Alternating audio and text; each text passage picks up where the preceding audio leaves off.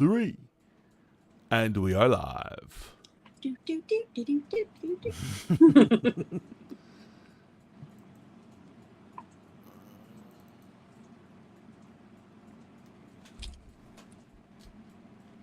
Pardon me.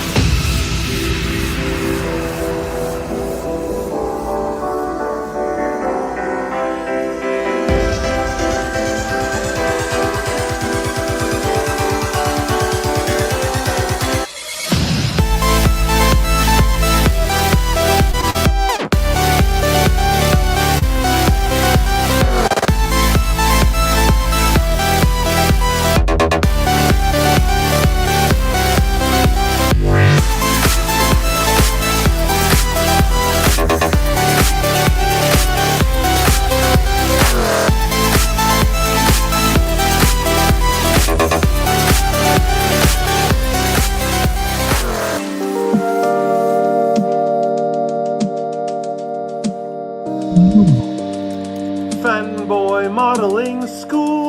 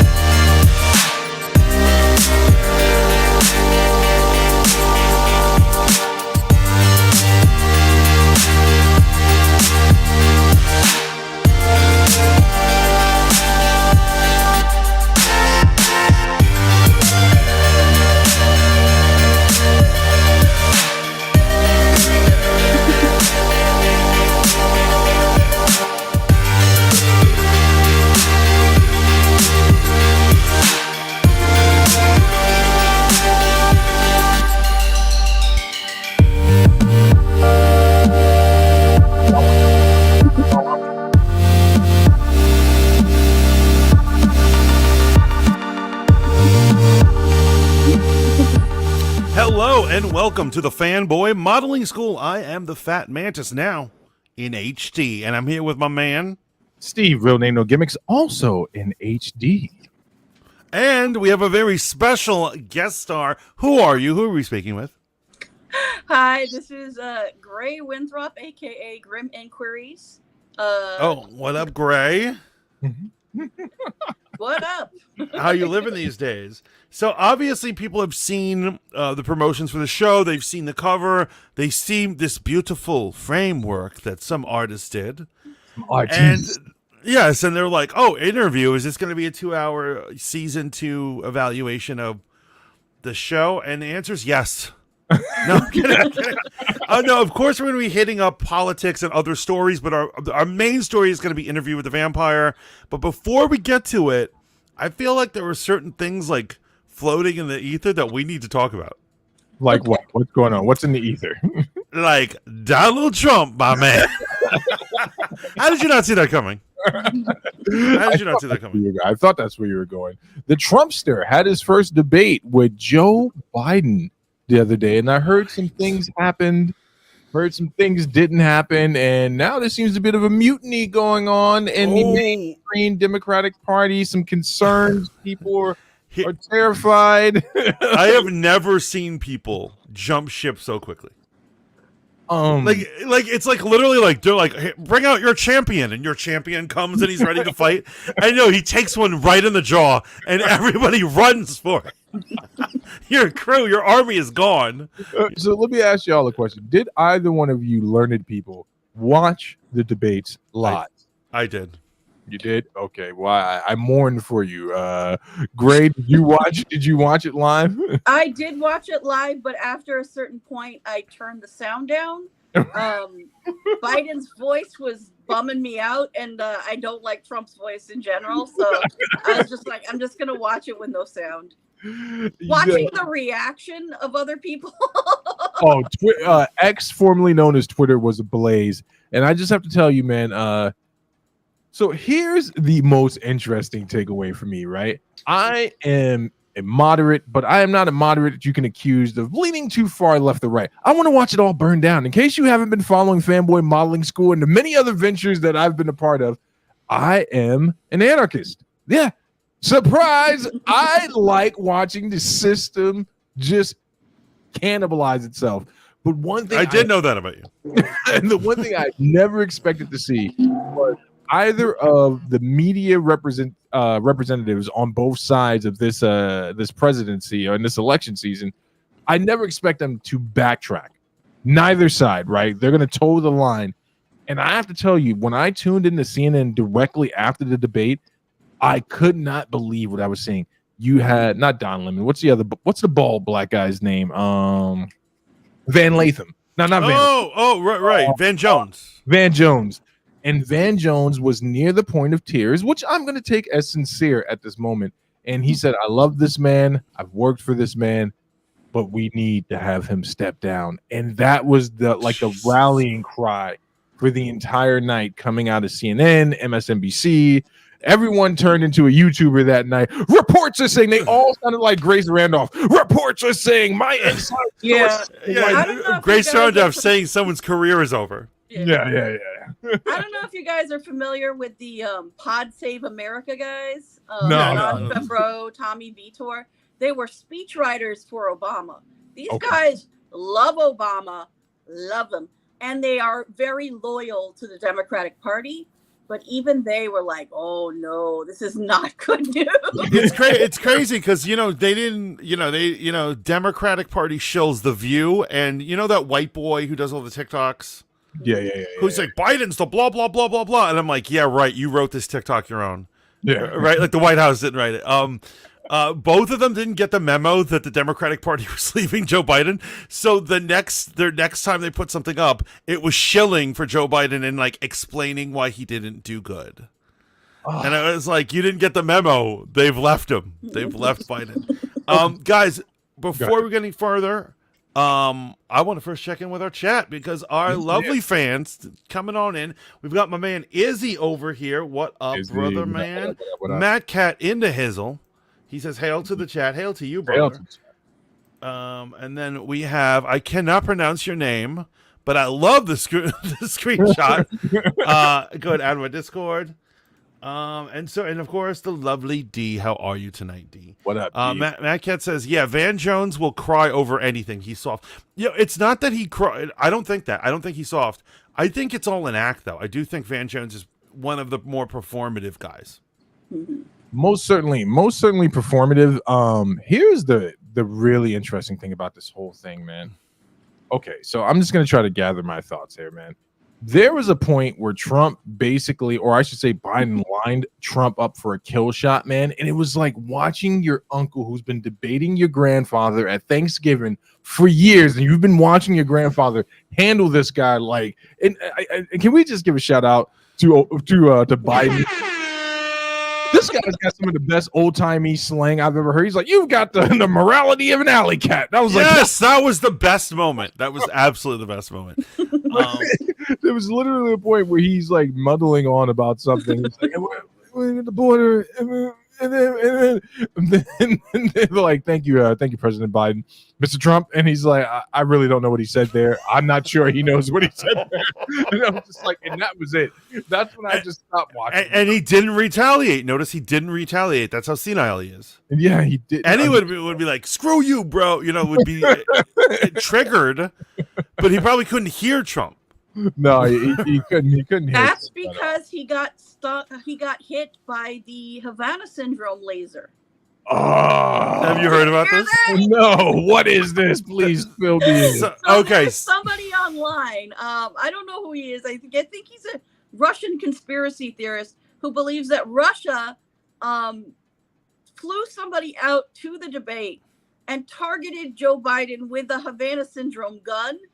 Nice. That like blast him with like sonar waves. Right. Yeah. So for those who don't know, our diplomats over in Cuba for a couple of years there were having these crazy headaches and they couldn't focus and they couldn't sleep and they would lose their mind and would have to leave the whole thing. And so the conspiracy theory is that Russia gave Cuba a sonic weapon that when directed at it, it starts making your head pound. Right. And you're unable to focus. Now, I think the existence of this thing is like myth. Yeah. It's like the Yeti it was or probably something. like black mold in the in the building. But there's a frequent, and that's what she's talking about. They're claiming that somebody is literally claiming to protect Joe Biden. They claim that this fantasy weapon from a comic book that you use to get rid of symbiotes was directed at Biden during the thing. Let me run that one back at you. Are you saying that a bunch of people that work in a tropical environment, basically paradise, stuck in the 50s, for some reason couldn't go to work on numerous days? Is that the claim? It's like the sonic waves. I'm not going to make sonic waves, man. I'm going to have to deal with this on the beach, man, with a mimosa. Yeah, it was a slaughter fest, man, and there are a few things that are going on right now. So the conversations centering around the debate are what really fascinate me. Like I said, man, it's really weird to see, and I hate to use this term mainstream media, but I'm going to use it. It's really weird to see the popular media on the left, and I hate to even call them on the left, the Dems supporting the establishment Democratic media. The libtards, you can say it. How quickly they've shifted up on this man. Now, I've spent an enormous amount of time going down the rabbit hole in conspiracy videos. And one of my favorite themes that's coming out of this entire thing was this is the okie doke. Like, this is how they're going to get their real candidate in. And I was like, oh, man. And so I just kept clicking on videos. And I've seen it go as far as this is how they sneak Michelle Obama into it. And Right. real quick, to you MFers out there in them streets calling Michelle Michael, stop it. That's a horrible thing, man. Michelle Obama could probably beat half of you dudes up. That's why they call her Michael. Like, just stop it, bro. You are right. You are correct, because if you notice, this is early for a presidential debate. Normally, it should still be them. It's leading up to the conventions, debating their own parties. Right. And so this is early, and so people are saying the reason why they made the Democratic Party wanted it early is they wanted to eliminate Biden early, Right. enough to pull in another candidate. Right. But the unfortunate part, not unfortunate, what I don't think a lot of people are paying attention to is the legalities behind this whole thing. Unless he steps down, they can't remove him because he can't be forcibly removed from the ballot on I think it's 2 or 3 swing states. So this is the candidate unless he steps down. Now, of course, people were saying that they were all held up in Camp David this weekend, and the Obama showed up, Soros showed up, everyone was there except for us trying to convince Joe Biden that he needs to step to the side. I knew it was really bad, though, when The View didn't toe the line, man. I could not wait to wake up the next day and watch The View, and none of them came to the aid of old Joe Biden. It's horrible. It's horrible. Yeah, it's crazy. You would think at least Sonny, who's the biggest Democratic shill I've ever seen in my life, would have his back. Not even. Not one. But you know what else the more complicated thing is? I found this out. This is pretty interesting. So all the money they fundraised is in the name of the campaign to reelect Joe Biden and Kamala Harris. And so if someone else goes on the ticket, they can't use all the money they've raised. That money has to go back to the donors. And so the only way they can keep the money is if Kamala continues with someone else. Oh. So in some way, in order to keep all the many millions of dollars they've raised, and keep that momentum going, that's another thing. They have to keep Kamala in some way on the ticket. Yeah, I mean, so I was watching the Young Turks. Do you guys watch the Young Turks at all? Do you follow them at all? Only when I want to watch them flip out. I was watching the Young Turks, and they've been covering this pretty closely, and they were talking in the back rooms that Kamala Harris has been expressing frustration that she isn't the immediate pick by the population and by the general party to take over for Biden, because she would be the only person legally that could step right into that unless they force someone into that position. I didn't realize, I mean, I had an idea, but I didn't realize how unpopular she is. She might go down in history as the most unpopular person in the most useless job ever. I've never seen vice presidents catch as much smoke as Kamala Harris, man. Like, if she even shows up to get a finger food, like a sandwich, they're like, "Hey, she did it." She did it. So it's actually funny that historically, like for the majority of presidencies, vice presidents did nothing. Right. They were there to just be a tiebreaker of the Senate and superficially watch the electoral college vote. And that was like and they were just there just in case the president caught a bullet or whatever. Right. And so it wasn't until George W. that Cheney pretty much really ran that presidency. Let's get real. Yeah. And so that was when the vice president says, "I'm going to step up. I'm going to do shit." Right. And people were like, "Oh, okay." And since then, VPs have actually done stuff. And so Kamala's playing it from the playbook from the 70s. Yeah. She's like, I thought I didn't have to do anything if I got this job. Oh man, Cheney, the last real supervillain that America's ever known. Yeah. It's that guy, man. If you're going on a hunting trip with your father-in-law and get shot, right? You know what is so supervillain? That guy apologized for being shot by Cheney. Yeah, who is he? Homelander? I guess he's like, "I'm sorry, Mr. Homelander, that you lasered my dick off." What's also very supervillain is that Dick Cheney's so evil, and his daughter like is against him, and it's straight out of a comic book where the daughter of the supervillain doesn't want anything to do with him. Did you ever see the movie with Christian Bale when he played Dick Cheney, and they actually got slightly into their relationship, and he was like protecting her, according to the movie, for as long as he could. And the minute the good daughter, right, went out for election, and it came up that the sister was gay, like he threw her under the bus, and I was like, this guy really is Palpatine. Like he really is. He's playing chess, not checkers. Matt Cat said, "Did any of you watch RFK Jr.'s stream on the debate?" I didn't. I cannot take that guy seriously. I have such trouble taking him seriously. He's hard to listen to with that voice of his. He said a worm ate his brain. Yes, I mean, I don't even know what to make of that. So there is a picture going around. I don't know if you guys saw it today. Apparently, it is a picture of RFK and a woman eating a roast dog. Nice. It is like a body of an animal. Nice. Oh yes, here it is. Oh, please share this. Oh, give me a second. Is it a picture? Yep.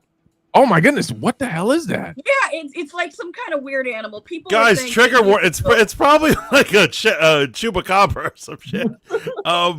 Trigger warning, guys. You're about to see something disgusting. And by the way, our man Shaolin Iceboxer in the house. Welcome, brother. What's going on, Shaolin? Yeah, he's a crazy person, man. A worm ate RFK's brain, and Biden has no brain. Yeah, no, it's really weird. Are you gonna share that image, or I sent it? I just sent it to you. And so Trump is kind of having like a banner week, man. The approval ratings for Biden have obviously dropped after the debate. We can only believe, 75% of what we hear, or if any at all. But also Trump is having a good day or a good week in regards to what's going on with the Supreme Court ruling. Now, the mouth breathers in the back that don't quite understand what happened, right? It was ruled that things that he did in line with the office, he cannot be convicted for, right? He can't be convicted for these things. Other things that aren't in line of his day-to-day jobs as the president, he can be convicted. Yo, that's what I'm trying to explain. Everyone keeps being like, so he can just assassinate and kill and destroy. I'm like, that's not an official presidential job, so no, he can't. But you know what? It is funny to think that, he's going to call. People were talking about SEAL Team 6. Yes, he can send SEAL Team 6 after his enemies. Yeah, to assassinate enemies. So yeah, look at this picture. Not that this is the worst thing that he has ever done, but what the hell is that thing? What is that? What is it? It fits the bill. It looks like a dog. And you know what? That's so something RFK would do. I bet you he will admit it too. I bet he's like, yeah, dog's good for you. There's a lot of protein in dog. Yeah, that would tell you about the time I accidentally clicked on the video on IG and it was some unhinged person eating her ex-boyfriend's dog because he broke up with her.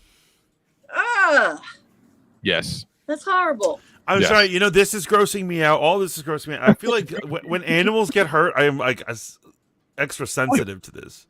Bro, I'm telling you, we have a large population of tortoises in the area I live, and there's a serial killer that's out in my community. He's running these things over, and I promise you, when I find this person, I am going to run him over. Like, I'm literally going to run him over the exact same way because there's no way you can miss these things. If you guys saw the size of these animals when they're meandering through the street, every human being stops to let this happen. And it takes them about 15 minutes to get across the road. Every once in a while, you'll see a good Samaritan get out, pick the damn thing up, and carry it across the road. I bet you it's a high school kid. Oh, 100%. It's a frustrated high school kid. Matt Cat asked the question, who are y'all going to vote for? He wants to know each of our answers. Oh, well, I'm going to just not say because I saw what happened to the Haktua girl. Because she just told everybody that she's that not disgusting liberal. How dare she sing country music? Did the Haktua girl not come out in support of Trump? Yeah, she and her friend who was in the video with her went on some the Barstool podcast. Yeah, it's like one of the ones that are geared towards women. Okay. So it was a woman interviewing her, and they asked who are they voting for? And she was like, no, I'm not voting for Trump. And her friend was like, no way. So people are mad at her right now. And because they assume she's from Nashville, Tennessee. Everyone assumes she's like a sweetheart country girl. Traitor. Nashville is notoriously liberal. I don't understand why that would blow anyone's mind, man. Does it sound like she's a conservative? For God's sake, she got on the camera and she said, "Oh, you just got hot on that thing." Yeah, and I'll tell you this right now. Pretty much every major city is super liberal. Dallas, Texas is actually really blue. Yeah. The city itself, I'm saying. Yeah. Because you always have a lot of colleges. You always have basically liberal ideas come with living in an infested, disgusting city. I live in New York City, so yeah, you can just guess who I'm going to vote for. That's all. But I'll tell you this right now. I used to be the third party guy. I used to vote for third party people all the time. I'm sick of my vote not counting. I am voting for Donald Trump. Yeah, but we're in electoral college country, so your vote's not going to count anyway. I'm going to move to Montana and vote for Donald Trump. Yeah, I'm kind of jaded about it right now. I mean, you know what it is? My karate instructor asked me why I was voting for Trump. And so he heard us talking about Trump. We were all being like, we said 3 cheers for immunity, and we're all laughing and we're having a good time. And he's like, you guys are Trumpsters? What's going on here? And like, of course, he's like being a hippie or whatever. God bless him. And so he's like, why are you voting for Trump? And here's what the real answer is. I don't think any of these politicians are going to give us the answer that we want. Really, I'm voting because of the culture war. And so even though Trump might not fix these things, I believe we should respect our police and our people in the military. I think we shouldn't defund the military. I don't think we should have riots over every little thing. I think identity politics are horrible. I think blue-haired people ruin America. You know what I'm saying? And so because of these concepts, I believe in the nuclear family. I believe in God. I believe in religion. I believe in not whipping your cock out in a parade and shoving it in front of little kids. And because I believe in all those things, I'm voting for Trump. And you believe that a man should be able to bribe the porn star that he slept with and get support? Yes. For Christ's sake, every other man who has banged a porn star when his wife was pregnant has gotten away with it, and yet Trump is the first who doesn't. Come on. Come on, bro. I'll just say this. I don't believe that Trump gives a shit about any I'm sorry, I forgot that, but you know what, we're on YouTube, it doesn't matter. Yeah, no, go nuts. Go. I'm sorry that I don't believe that Trump gives a damn about any of that stuff you just mentioned. No, he doesn't care. He is only he is only in this to help himself and people who he probably owes debts to.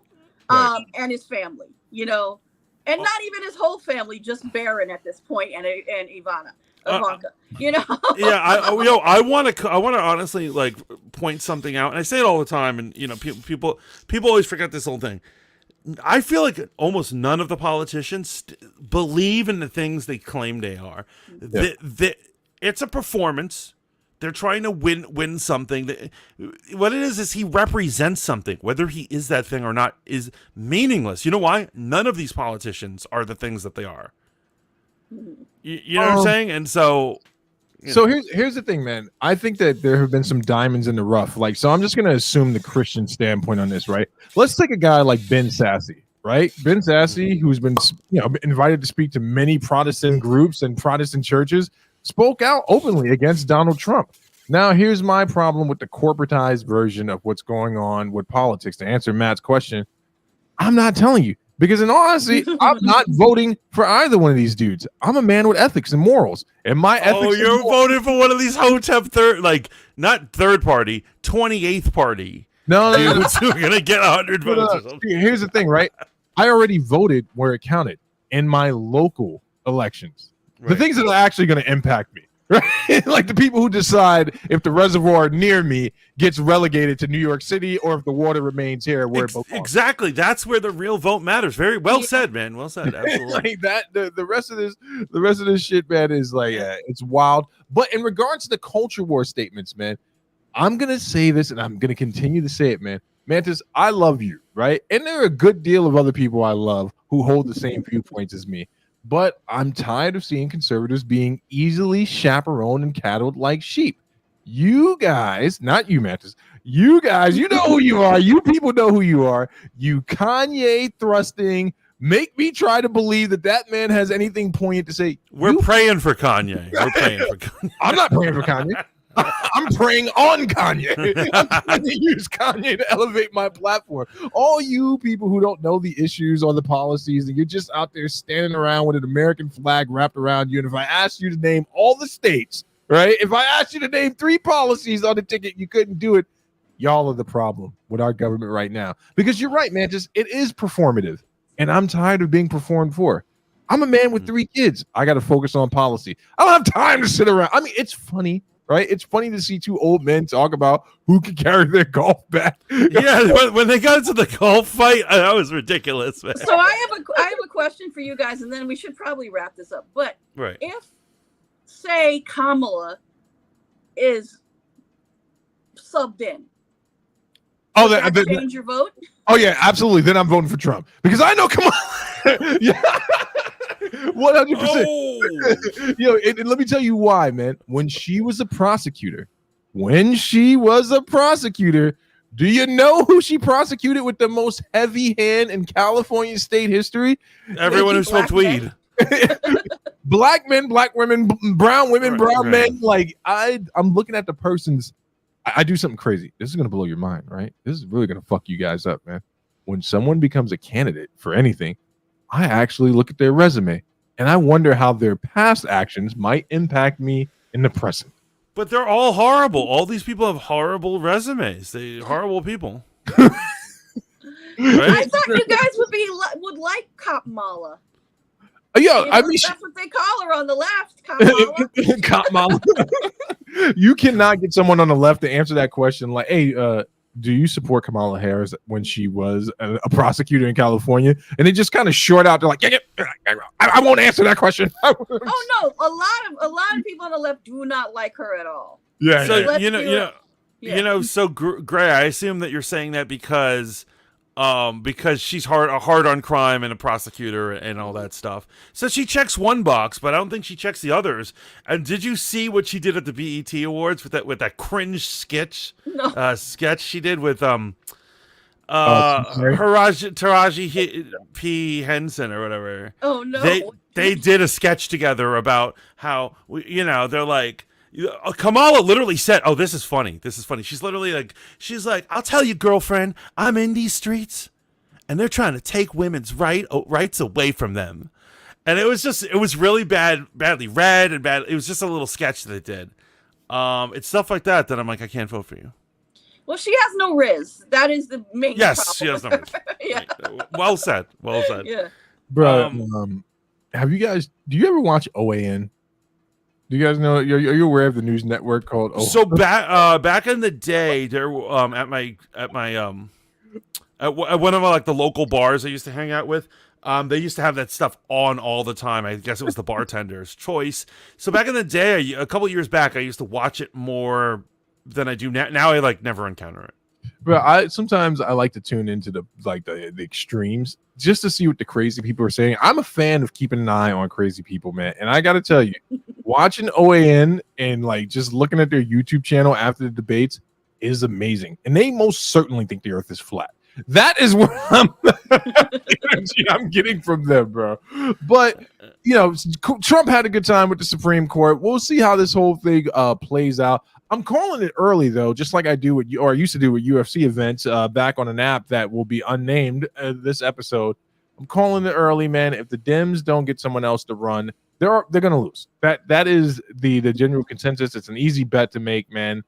His own party is turning against him, and even more importantly, the population is turning against him. Now, where I think the Democrats are really going to have to deal with a harsh reality, you spent a lot of time explaining that this man was at the peak of his prowess, right? That he had the ability to do the job. Now you might have to actually backtrack and acknowledge, whether you do it willingly or unwillingly, that you lied. And I'm going to be here for that. I'm going to be here for that, bro. Right. but they cannot put a white man over a black woman. I know no one wants to talk about it. If they, you know who was able to talk about it? These are these conservatives that you hate on, and so it's Gutfeld. That was the subject of Gutfeld's last episode, where he was like saying, if they choose Gavin Newsom over Kamala, what does that say about the party who claims to believe in equality and diversity and equity? Yeah. Right. Is Bex in here? Bex, are we accepting Kamala's black woman card? Bex brother, I haven't seen her. She's ditching us today. Yo, Logan Boggs is in the house. That's what I want to see. What up, Logan? All right, let's do the only black woman that really matters. Let's talk about Claudia. Let's talk about Claudia, man. Interview with the Vampire season 2 just wrapped, right? A lot of speculation around would they be able to deliver the same type of writing, acting, atmosphere that we had gotten with season 1. I think we're all in agreement. Season 1 was absolutely amazing. I remember when that first aired, Mantis hit me on the side and he's like, what do you think about them race swapping Louis?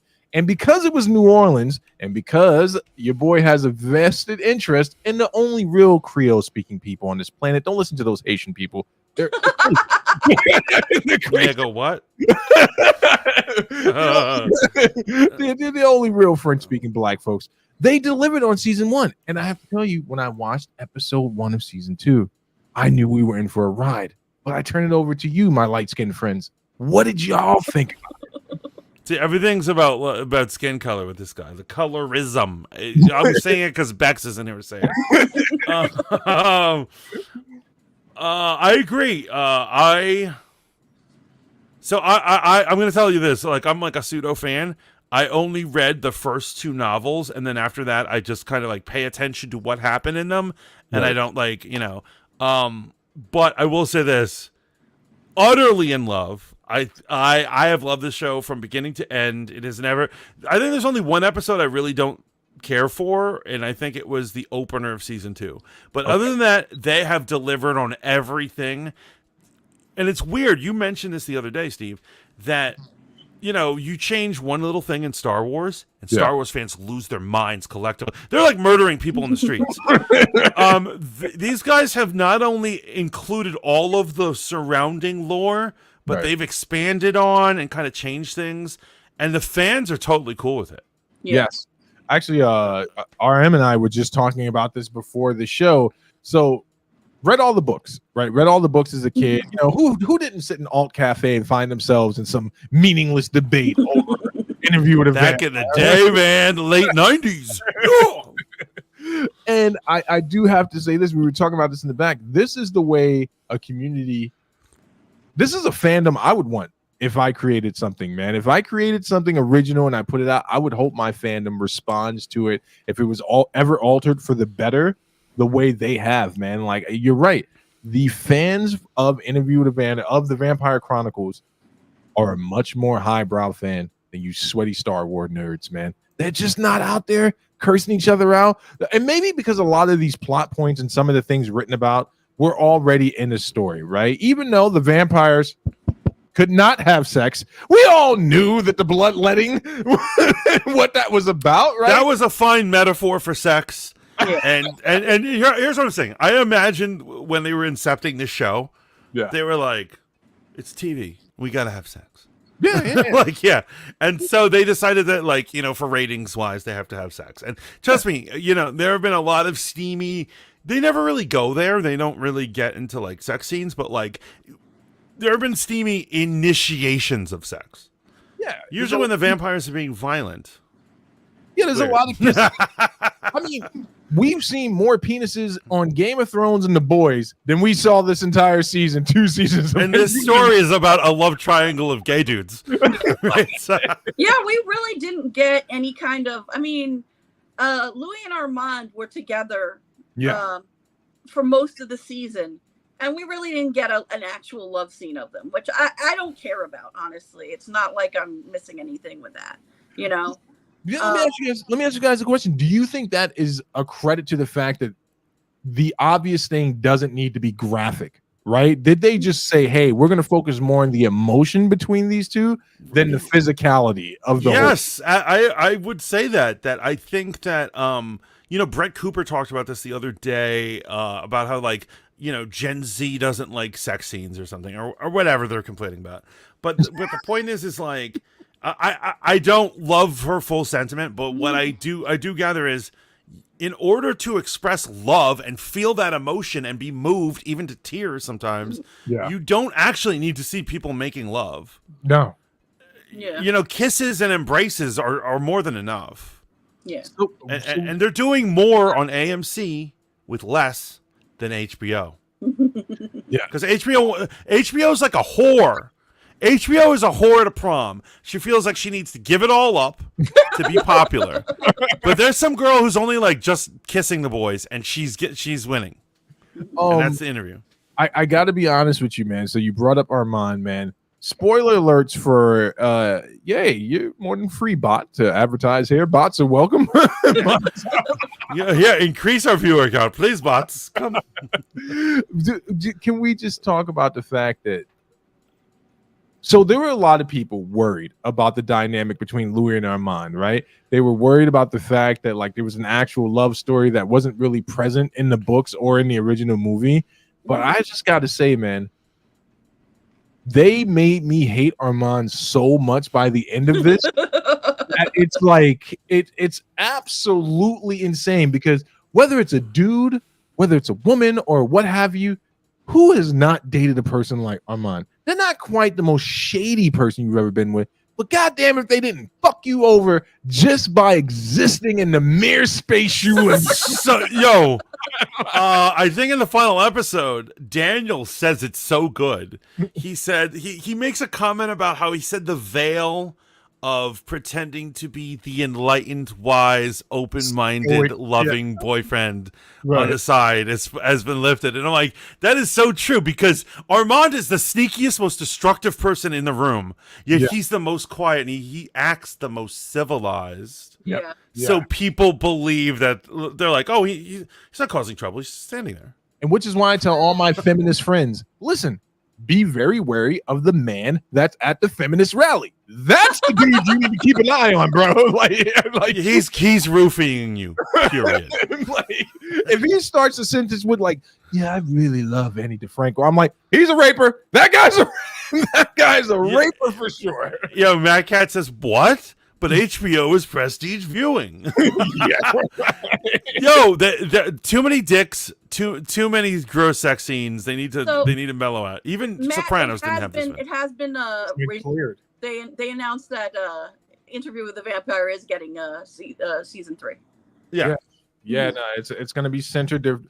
Actually, I just got to give a big shout out to the cast. I don't know any of the actors' names, but the young man that plays Louis and the young man that plays Armand, they did an interview, and so essentially they're going to be swapping dynamics, where now Lestat's going to be forefront, and he's like, I'm going to be playing his supporting character, and he's like, and I'm really looking forward to it. And then it just blew my mind. I'm like, is this a functional set?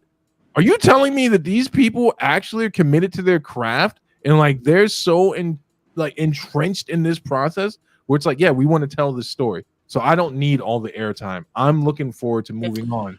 Well, think about it this way. Lestat already had to take one for the team, because he was front and center in season 1, and season 2, they literally had to write in like hallucination scenes just to put him in episodes. Because the truth is, he's not in this section of the book. Yeah. Okay, so that's one thing we got to get to, and I got to shoot this question directly to RM, aka Gray.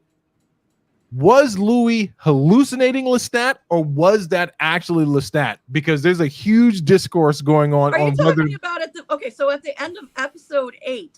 Are you talking about? Not when he goes to New Orleans. You know, when throughout the entire season, when he's like having conversations with Lestat, people are like, well, they can't have a telepathic mind link, so it just has to be a hallucination. But there's one portion when he's finally ready to let go of Lestat. And if you're hallucinating something, that means that if I'm hallucinating you and Mantis, I'm not going to have any knowledge of what you guys have knowledge of, because you're a creation in my mind. But as Lestat is starting to go away, and he asked Louis why you picked this suit. He's like, I've always liked you in that suit. He's like, did you know that I had this thing inscribed on the inside for you?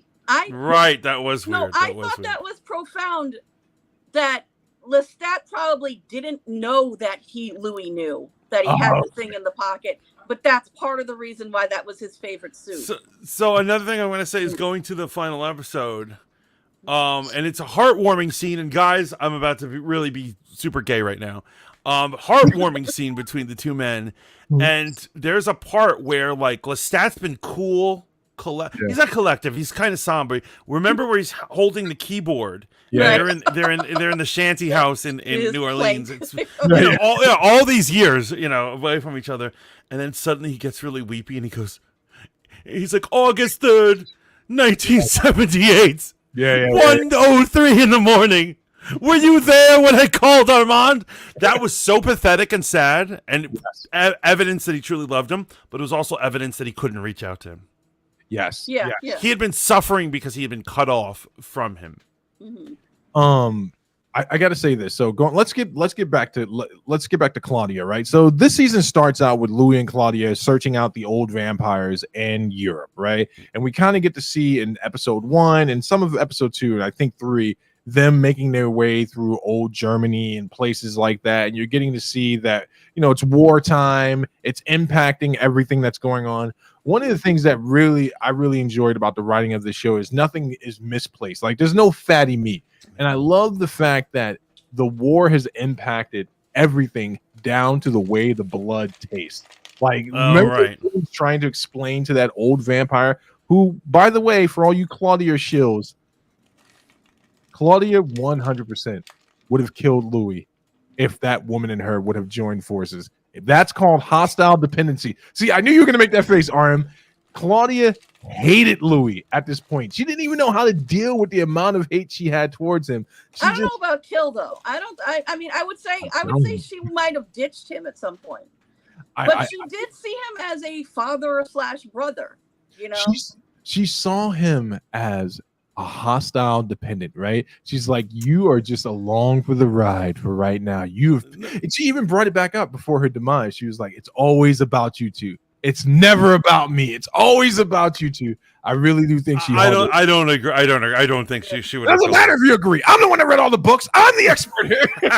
We're talking about the show right now. Yeah, we're talking about Claudia in the show is a very different person.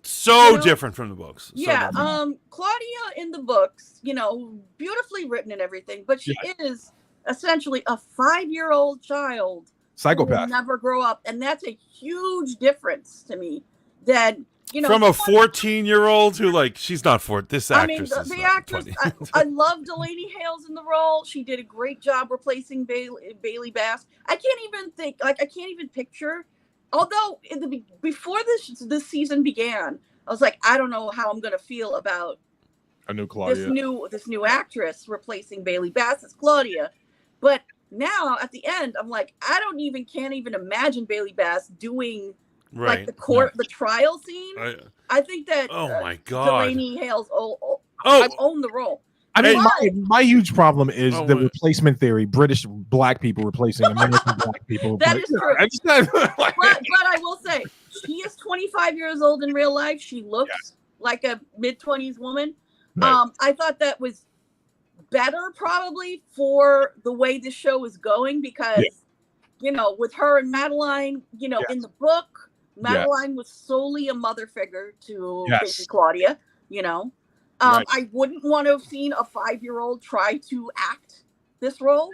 Right. Remember Obi-Wan? I was not a fan of baby Leia. No. Are you kidding me? Did you need to say that? No one was. Right. But the fact is, I felt sorry. They set that poor baby up. You know what I mean? Way too young for that role. This is the dynamic in American thing because, in British and Canadian and Australian things, if someone is 14, they're going to cast around that age. Mm-hmm. And in America, there's a tradition of casting 30-year-olds to play 16-year-olds. Right. Which is why, you have Riverdale. When you look at the cast, you're like, none of you are children at all. No. It's ridiculous. Archie has a giant 6-pack and he's banging teachers. There is no high school teacher who has ever done that. Yeah. I do have to say this, man. I agree with the sentiment around an older actress playing her because she definitely brought more depth towards to the show, because you just see that you didn't get to see it with Kirsten Dunst, and you definitely don't see it in the book, how much Claudia was suffering being in her body and being who she was and being stuck timelessly there. I think another thing that they did really well this season was, I felt like last season the Bruce accost was just kind of like, okay, you introduce something like that and you kind of brush over it, but to find out it didn't just happen once and he had her for a period of time, Right. her, That was news to me. That was news to me. yeah, and then and that really adds to her damaged psyche, and then it made me go back and watch that season again because, all right, and this is really for you, RM, and this is no shade against you, Mantis. RM, are you on the same train of thought that in the books, did Louis ever come across as an unreliable witness to you? Oh, absolutely, yeah. Yeah. So Mantis, I don't know if you know this, man. For a long time, I did say. By the way, I did say that I had read the first 2 books. Yeah, I am part of my own show, and I am part of this interview. And so I know you're like, well, you say you read all of them. You didn't read all 13 of them. You did not. So don't claim you did. You stopped at around 5 or 6. You stopped at Nemnock. So don't even fucking play yourself right now. No, I read all of them. We were just talking about this before. I had the unfortunate luck of reading Tale of a Body Thief, and I was like, huh. You have not read Prince Lestat and the Realm of Atlantis. I know you. Yeah, you have not. You have not. So do not play yourself. I read that shit. We are talking about the show right now, so don't exclude anybody from any questions. Thank you. Look, listen. I've gone so far into reading her drivel. Right, I read the book about the witches just because I heard Claudia made an appearance in the book, and I read that whole fucking chronicle for that one part. And let me just tell you about your brother and our other good friend Zeus, right? When I was reading these books, enlightening myself, do you know how they used to torment me, RM? Are you aware of the way they used to torment me? No. Yeah. This should be good. This should be good. I was called Moody. Why am I reading that? like every time I said, hey, man, just read this one paragraph. This is really well written. I think your brother got violent with me one night, tried to hit me with a Colt 45 and said something to the tune of... That did not happen, okay? But, no, but, it was a little gay that you were reading those books. But so you guys both agree, like, Louis was an unreliable witness, and we've only ever gotten a story from his perspective. Was there anything that was like jarring to you when you started seeing that there were 3 sides to this story at all? How did you enjoy that part? I really enjoyed, like, during the trial, the new perspectives on Louis' past, like the flashback to, I think it was episode 5 where he drops Louis from the sky. That was very controversial first time around. Right. Seeing that Louis was actually more of a combatant it was an actual fight and not just domestic. When we realize he's the dick, he's the asshole. Yeah. He should write into Reddit, "Am I the asshole?" I forced my maker to cloud gift me and then drop me off. So, like, yeah, that was a great reveal. Great reveal. Right, really interesting. Even the fact that when we see, like, when he drags Claudia's body in and begs my goodness, yes, for her to be turned, that was a difference from the original too. He seemed a lot more cool and collected. Yes, in the first go through. Because that was him telling his own story, where he is, of course, is calm and collective in his own story. I wanted to ask you, Mantis, because you write, bro. Like, you're a classically trained writer. You're someone that writes all the time. What did you think about the writing and the transition from what we know as the novels into this show? Right. So it's so controversial because I have to say, and this actually relates directly to something Matt Cat is asking us. He asks, who's your favorite character? And so here's the thing. I have different answers for the books, for the movies, and for the show. Right. And, like, if you notice, like, in my opinion, this is not Louis at all. This is not book Louis in any way. He's mutated so far. He is a completely different character. And Claudia as well. And I really like show Claudia almost better than any other Claudia. Yeah. I think that. Yeah. And so I'm really digging it. I really dig it. Now, once again, I didn't read far enough to really know that much about Armand. So, and RM has been telling me that like these relate to like the Vampire Armand book or they're inserting scenes from the book into it. I didn't know half the stuff going on here. I will say I'm very impressed. Because you are right, Steve. I hated Armand for a while there while watching. Yeah. I wanted to reach into the TV and to strangle him. He's not as vile as he is in the books. So they made him still a really horrible character, But I do think that there is room for, when they do Vampire Armand, from his perspective, it's still going to be interesting. I mean, I definitely want to see what happens to him next season, between him and Daniel. That's going to be interesting. Yo, Mantis, here's the craziest part about this, right? So I feel like they fixed a lot of shit. So let's be real.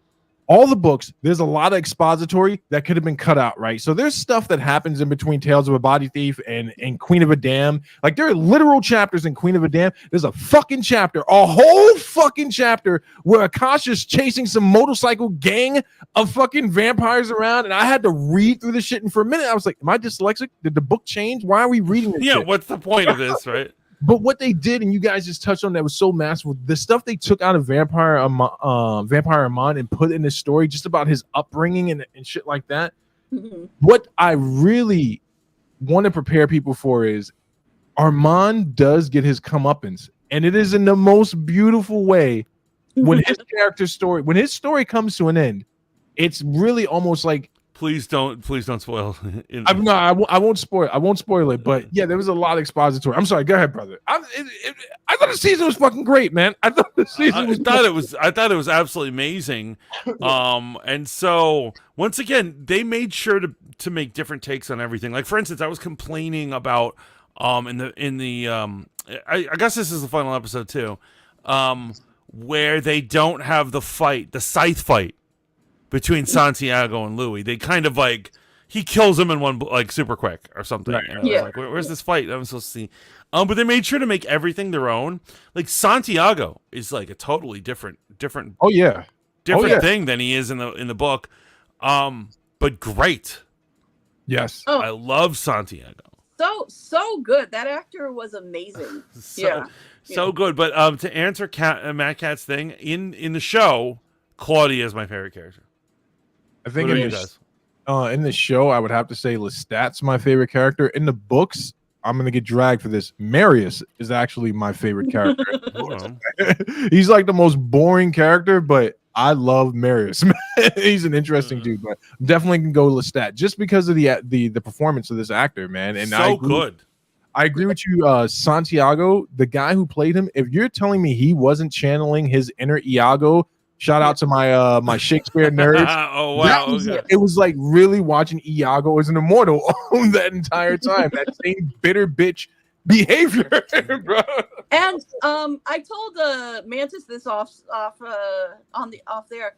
I had read an article, an interview with Ben Daniels, the actor who played Santiago, a few weeks ago. Turns out that his longtime he's a game actor.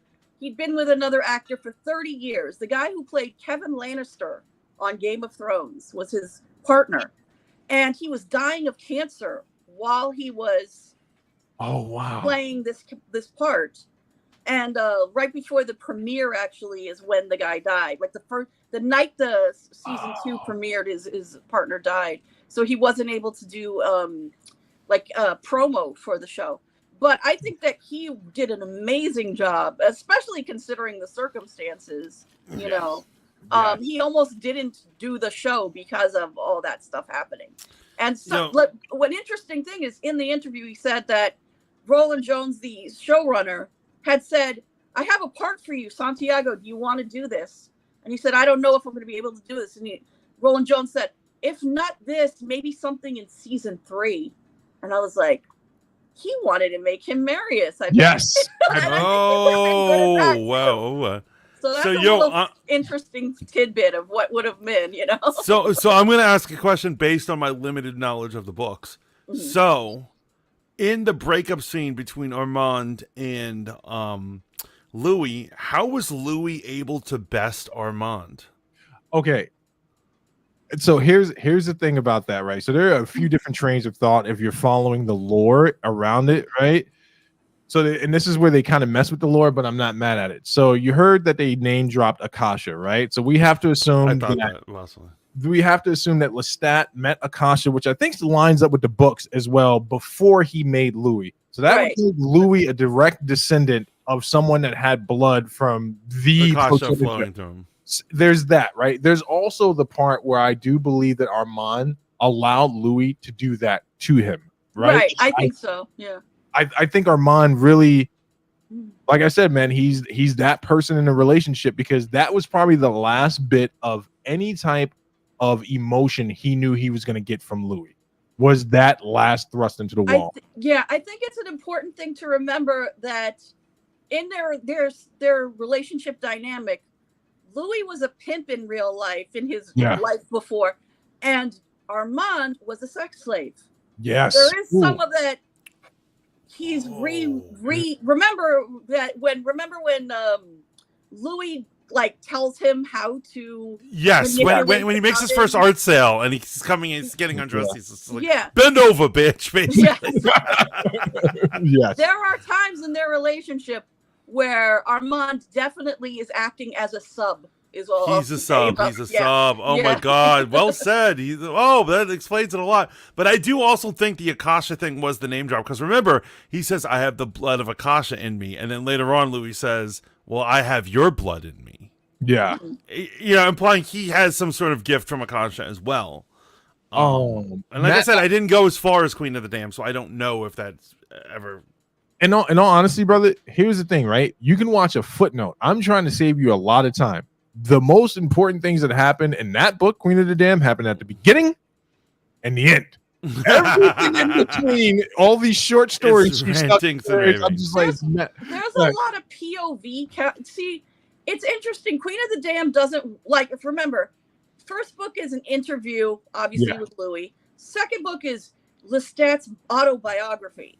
Yeah. Third, Queen of the Dam goes into different POVs. Yeah. Right. And in the middle of the book, there are times in the middle of the book where they will have an entire POV chapter from the perspective of a vampire who dies at the end of that POV character. And we've never met that vampire before, and we will never meet them again. Yeah, that's horrible. That's horrible. It's all about Akasha ending a bunch of vampires. If I can be a dick for a second, it actually sounds like some of the latter books in Game of Thrones. It is 100%. Where he loses focus. And then he's like, why don't I start talking about other people who don't matter? Here's something that's really great, man. So Matt asked the question, was there anything that they changed from the book that you wish they wouldn't have? No. Actually, I'm going to say, and I'm just speaking for me, there's nothing that they changed that really bothered me, but there's some things that they really improved on. So in the books, Daniel becomes Armand's progeny later on. And we have to deal with the fact that Armand is traveling around with Daniel and won't give him his blood. And it's just like this weird dynamic. There's a really descriptive scene in the book, Mantis, where like Armand will cut his neck or his wrist just enough. And Daniel, being a drug addict, just fiending to be a vampire, is like doing his best to break the skin of Armand. And he can't. And it's disgusting. And it's sad. I love how they made Daniel in this show, man, especially towards the end. Like, he's receiving messages, and this is just my interpretation, man. That last portion of the interview, and Louis famously says, that's it, there's no more. Which, by the way, if they would have ended the show on this season, I'd have been like, that was a masterful ending. Thank you for that. Thank you for the journey. Okay. But there's literally a part, he's reading the messages from the order. Fucking real Sharif brought him the envelope. Real Rashid brought him the envelope. And I love that in the face of two immortals, this dude still went out like a gangster. Do you guys remember in that scene, they were like, hey, come into the other room with us. We have something before you, before he dropped the bomb? I do want to ask you two what you think they were going to do to him when he went into the other room. And then did he respond the way that he did? Because he's like, they're going to kill me right now. Because I felt like they were going to take him to the other room and drain his ass. I've spoken to Mantis about this. My theory about Daniel's motivation about going to Dubai in the first place Right. was that he felt like he was going, because he's going to die, he knew how the last interview ended. You know, even though he doesn't remember, obviously, a lot of the stuff that happened, he knew that he almost died in that last interview. My theory was that he was almost had a death wish, like not, instead of waiting for death to take him, you know, and like deteriorating further with his disease, that he would go do this interview and die that way. However, the Talamasca, this new information, and the fact that I think he really disliked, he started liking Louis more and disliking Armand more through the interview. He was like, I'm so happy I have this shit to drop. You know, he was loving it. Yeah. When he was like, and one more thing, you know, like Steve Jobs. You know, like, like he's playing with the immortals, man. What a fool. What a fool. So I think my point is, I think that he knew that they were probably going to kill him. Remember, Louis burns his laptop. Yeah. Although I guess Louis doesn't realize that there's the cloud. You know? Yeah. You know, it's so funny. He had asked him about the cloud. He's like, how do you guys deal with the cloud? And they're both like, but meanwhile, Lestat is playing on a wooden fake piano and has the wherewithal to go, Siri, stop song. I'm like, what the fuck? Yeah, I know. I feel you. You know what's funny about that, Gray? I had a different interpretation of all the things. So, you know, as it was discovered halfway through this season, that his mind was wiped from several days of some very serious torture. And not only that, that same session, they program him with a hypnotic suggestion that alters his life. Right. Yes. You're an important journalist and you need to get the word out. You need to live on. Don't be suicidal, basically, is the thing. I think he had an inkling about all those things, and I think the reason he went wasn't to die, but or let me put it like this: he's willing to die as long as he gets his answers as to what happened and what all this. That's shit is. interesting. Yeah. so on that train of thought, Mantis, do you think who was the better player at the table? So we got poor Louis who can't figure out up from down, right? And then the real chess game is between Armand and Daniel. Who was the better player at the table?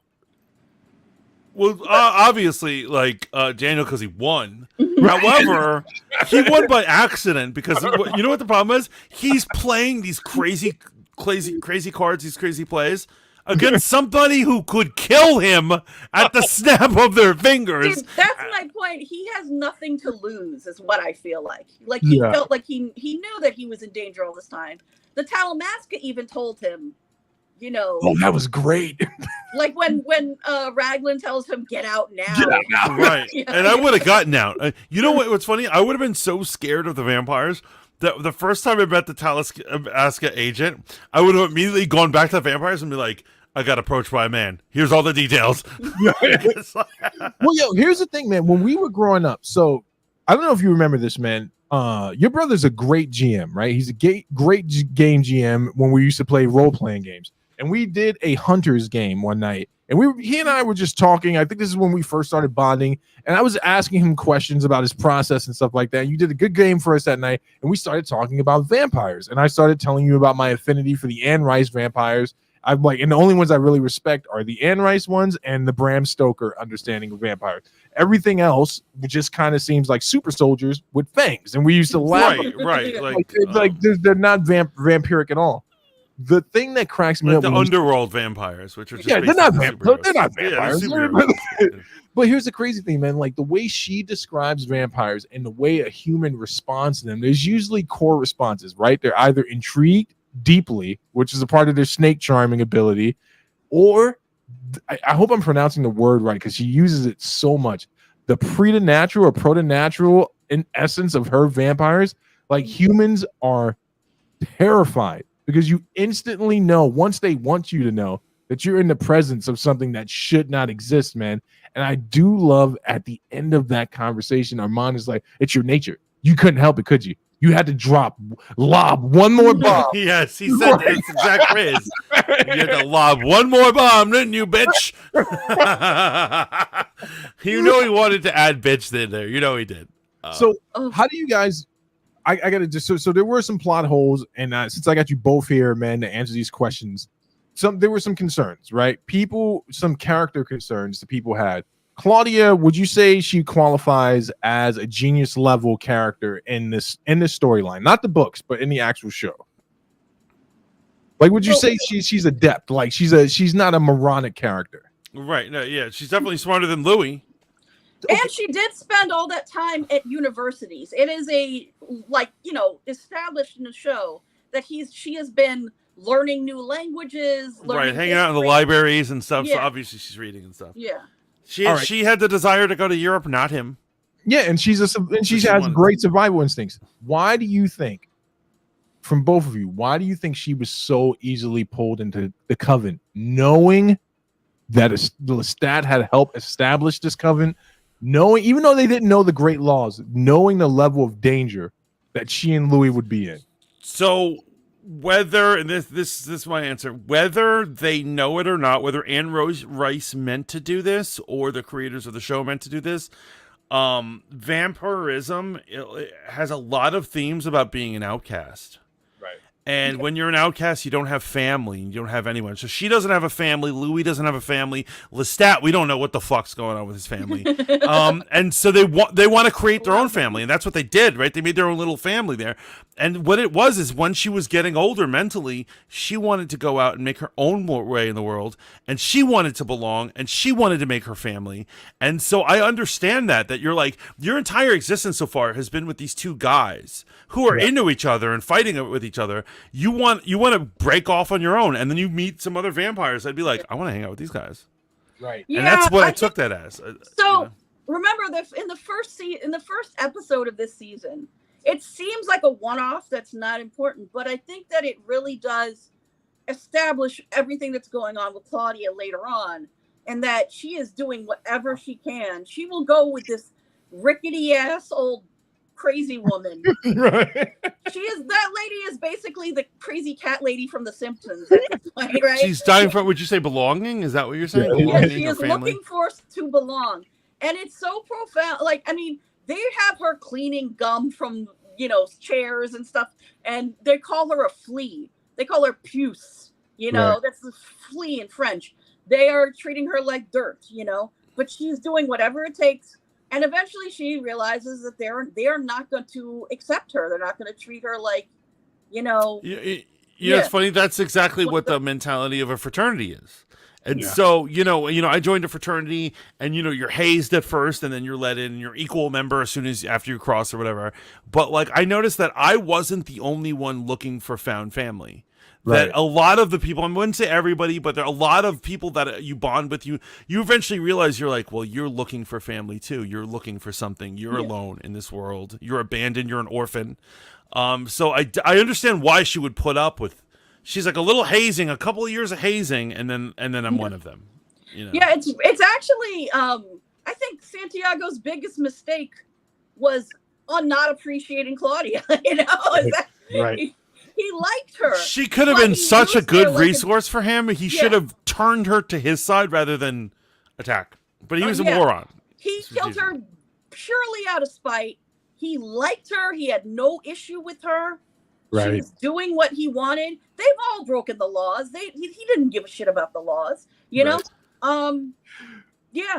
Oh, here was underestimating Claudia, because even though she didn't, get her revenge, Louis got the revenge for her, And here's the crazy thing, right? You said this and it just popped in my head right now. Again, we're getting this story from Armand's perspective, right? Yes. In all honesty, man, I had to kind of whiteboard that whole story in my head and go, there's a very good chance that no one had an issue with Louis or Claudia. There's a good chance that there was no tension in the coven, and that this sad, hapless, remember, I said at the advent of this show, we've all dated a person like this. You ever date a person that manufactures bullshit and drama, right? Oh, I have. They got you believing that you're public enemy number one and everyone's after you. Is there a chance that Armand really just orchestrated this whole thing just because he couldn't take that place in Louis' heart? Like, he can't take Lestat's place, and now I got to compete with your child bride too. Like, Yeah, I mean, I saw after the episode after episode 8 aired, people who I think they were Armand apologists, basically saying like, why would Armand do that? It makes no sense. And I'm like, first of all, his hatred for Lestat may be bigger than his love for Louis. Yes. So killing his fledglings might have just been a fuck you to Lestat also. Yes. But also, like, if I'm a big Vampire the Requiem or Vampire the Masquerade fan or whatever, and they made a type of vampire based off of them. In the original one, it was called Torador, and eventually they called them Divas in the new one or whatever. But the idea is that their weakness is that they're hyper emotional and obsessive. Right. And if you think about it, this seems what in the Anne Rice vampires is clearly what's going on. They're so they crave drama. All these fuckers, they can't be happy. They're fucking. Santiago could have been the happiest motherfucker running his coven without fucking with Louis. He could have everything. Armand and Louis would be traveling the world, but instead he decided to make drama, and now the fucker's dead. Yes. Because he risked it all just to feel some drama, to feel alive for a few moments. Yeah. To have that crazy play, which, by the way, I love that they made it a play. Yes. The trial. That was a good addition. And bro, you know what's even better about that, man? He's a hack. Armand is a hack, even when it comes down to the playwright stuff. And there's something that you touched on right now, Gray, that's amazing.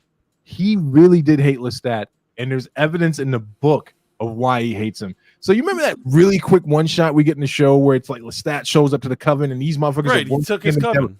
In the book, my brother, Lestat did more than that. He is the one that freed vampires from being scared of garlic, crosses and churches and stuff, and all the shit. And Armand cannot abide that shit. Even in the book, these motherfuckers were living like cavemen. They were living like Hebrew Israelites.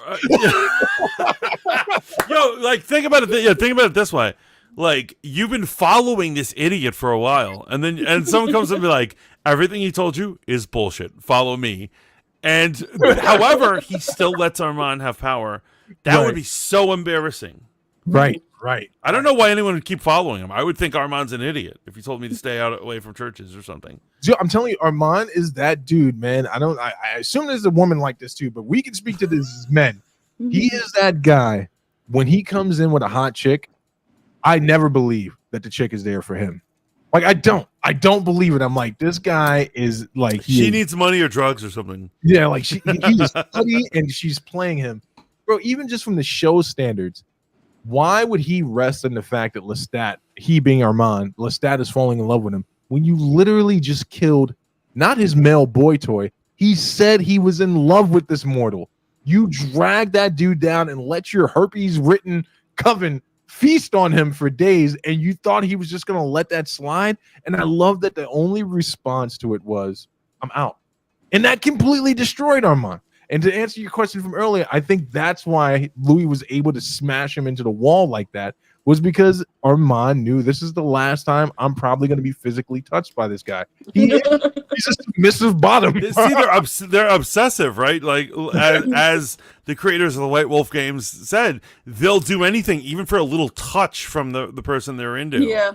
I got to tell you this, and this is a little random, but my favorite, like, quick moment is when it shows him in rehearsal for the Lestat scene in the court. And then he's like, and he stands up and he goes and he looks at a dummy that's supposed to represent Claudia. He's like, yes, but how is she supposed to sit still while I'm saying this? And then he goes, the judges will be clouding her mind. Right. And suddenly Lestat is filled with rage and he has a tear in his eye. He's like, you have no idea how powerful Claudia is. And I'm like, damn, yo. The emotion. The sheer emotion. The sheer emotion. And you know what's great about that, man? And again, I'm on an island by myself, man. The Queen of the Damned, man, I've talked to other sweaty nerds about this. I was like, there's something so familiar about how cold and calculating Akasha is.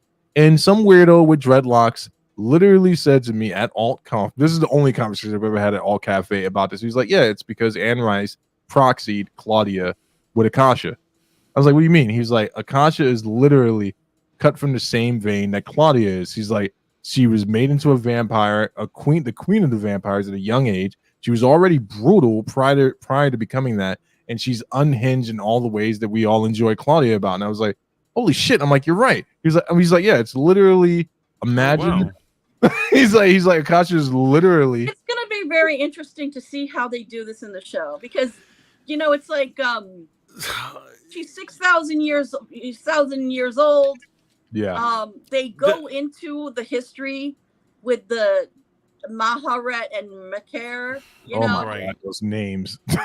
yeah, but not only that, you know what? That's what turned me off on the idea of the Queen of the Damned. Why I never tackled reading it. When I already had heard about the plot and all these things, and they're like, "There's all this cosmic stuff and demons and the start of time," and I'm like, "This doesn't sound like the same series." Well, no, Queen of the Damned isn't all cosmic yet. No, not. It's very freaky later on. Yeah, I mean, I gather. I know, some of them learned, to control time, to slow time, to go back in time, to hang out with Jesus. Yeah, Memnoch the Devil is that book is insane. And honestly, I was trying to tell my poor mother this because she hasn't read Memnoch because she thinks Lestat is the bee's knees, like the king manipulator. I'm like, Mom, by the time you finish that book, you are gonna feel bad for Lestat. I've never seen someone get played the way he got played. Oh, really? Yeah, bro. Literally the whole book is someone doing to Lestat what Lestat has done to Louis, what he's done to other vampires for centuries. I can't wait. I can't wait till the devil is actually the devil in this. Yeah. Yeah, no. I figured, but it gets so weird. You're right. Here's what I'm saying: is the show ready for ancient Egypt? Is the show ready for dark force lampreys preying on people, or is the show ready for godlike vampires who could kill every vampire in the earth in the blink of an eye? Yeah. It's a leap from what we've already seen. So to answer your question, it's not ready where it's at now. I do believe because I'm looking at how they're going to set up the vampire Lestat in this, right? And I need help refreshing my memory. I do love the way this ends with Louis in the Dubai apartment. I was like, holy shit, there was a Dubai apartment in the book. And if I remember correctly, correct me if I'm wrong, the only reason Louis didn't get got after his book is because Lestat one-upped it by becoming a rock star. Right. And literally that turned all those covenants. So to answer your question, it's not ready now. Right, it's probably a season or two away. Right? By the time we get through Lestat stories, because first they have to introduce Marius, right? Which there was a weird part in this season where they said Marius turned himself to the sun, and I was like, even when Armand would have been a young vampire, he was removed from the sun actually being able to do any real harm to him. So I'm guessing that's just Armand's fudged memory. But by the time they get through Vampire Lestat, and honestly, man, I'm not even there yet because we still get to see Lestat's tragic story, man. You want to talk about a heartbreaking story, man? This motherfucker lived in a quaint village outside of France, and he used to go out with his little hunting sword. Wolves. Yeah, blocking wolves from coming into. I remember liking that. I was like, oh shit, he was like some medieval dude. Okay, cool. It's like D&D.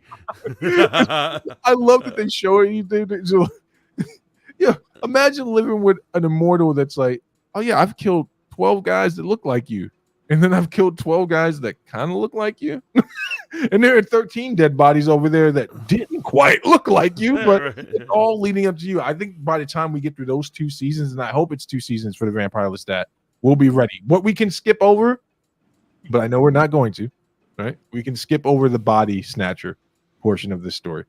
So you know what it is? You know what it is? I think he's going to get his own show because that agent, that actor's in everything. That actor who played the Talamasca agent. So he's the body snatcher. They're getting their own show. They're getting a show. Yeah. So if the Talamasca's getting a show, they can put that story in there. Also, the question I have is for Claudia's ghost return. Do you think it's going to be an episode of Interview, or do you think it's going to be an episode of The Witches? Okay, can I ask a question to answer that question? Is anybody watching that show? Are you watching I it? haven't not watched it. So I got through like the first, I think, 3 or 4 episodes of the Mayfair Witches. It just wasn't working for me, and I did read all 3 of the Taltos books. Mhm. I find it just was not working as far as a show about a demon, you know? Right. Because Lasher is such an important character, and Jack Houston, who plays him, he's a great actor, but he was not doing it for me. You know, like I feel like with Interview with a Vampire, all the actors have really embraced, yes, I am this freaky, campy vampire, you know, like they Right. really got into it. Even Daniel, you know, Eric Bogosian got into it, you know. But I can't wait to see Daniel be more vampiric in the future. yeah, but when Jack Houston was introduced as Lasher, he's just some guy. You know, he does not. He was supposed to be this charismatic, larger than life demon, and he is just some guy who appears in this woman's imagination in the show. And I was like, yeah, I'm not feeling it. The show is just not working. And also, so Alexandra Daddario was not very great as the. It's so funny. She's not a great actress. She's just so freaking beautiful. They keep rehiring her for everything. She's gorgeous. Oh my god. But yeah, my dreams have dreams about her.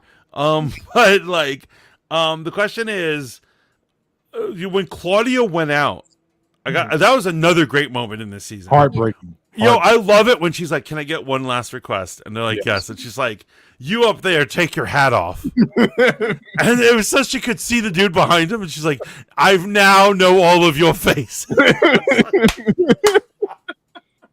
What a G! What a G! But the question, obviously, I think they set up her return. Not her return, but they set up her angry ghost attitude, right? I just wonder if they're gonna make that an episode of this show or one of the other shows. Because I mean, I think it would be, although I don't know if they're really going to do this, but I think it'd be interesting to have her kind of be Lestat's conscious. You know, that would be dope. I could see the way that Lestat was, you know, the conscious for Louis. You know? Oh, that would be really cool. And he did allude to, not even allude, he outright said that he's like haunted by her face. I think that would be a great element to bring to the show. Yeah. You know what I'm really happy about, talking about lore changes and shit like that? I'm happy that they kept their balls and they didn't keep Claudia alive. Because there was a huge contingent of Reddit weirdos saying, this is the perfect way to keep her alive. You don't have to do it. I'm like, oh no, they need to do it. What is wrong with those people? That's the fun of the show. I mean, that's the basis of everything. But not even just those people. Just think about how cowardice. We talk about this week to week, my brother, how cowardice mainstream Hollywood is now. This would have been a perfect opportunity for them to shoot themselves in the foot and say, we're not going to kill off Claudia. She's a wildly popular character. Anne Rice would have never signed up on that. No, not at all. It's all about, the whole story is contingent on that death. Right. And another great moment I got to say is the reconciliation between Louis and Lestat. Let me ask you, do you think that reconciliation redeems Lestat and gets him off the hook? Is that appropriate? What do you think? I don't think so. Here's the thing. I enjoy Lestat for what he is. He is a monster. You know, Armand is also a monster. I want to see more of Armand too. I do think that they are, if they continue the relationship, they're going to continue to have an unhealthy, fucked up relationship, you know? Right. And I don't think that living in an abandoned house for all these years has made Lestat less crazy. Because he is crazy. You know? However, you don't realize what they did. They made him sympathetic. Yeah. I felt a little sympathy for him, and I think women definitely will feel sympathetic for this guy. They're like, take him back. He didn't mean to kill your daughter. You know who I think it redeemed? Lestat didn't do it, though. He didn't do it. It's not his fault.